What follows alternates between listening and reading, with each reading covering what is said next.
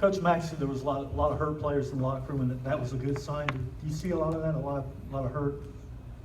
Yeah, that was the most emotional locker room that I've ever been in. You know, there were a lot of guys that were really hurt. You know, we fully expected to win that game.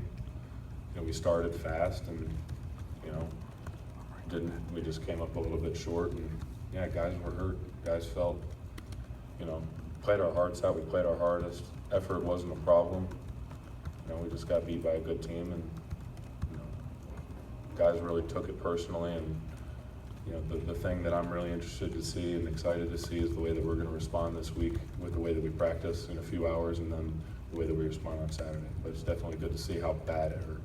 How do you think you guys will respond? I think that we're going to have a great week of practice. I think that's the expectation. You know, if we're just going to be upset about it and nothing's going to come from it, then it doesn't really mean a whole lot. You know, the tale of what kind of team we have, we're going to find out who we are from this adversity. You know, in the way that we respond this week and ultimately on Saturday. And I know that the guys in that locker room are up for the challenge, and I know I am too.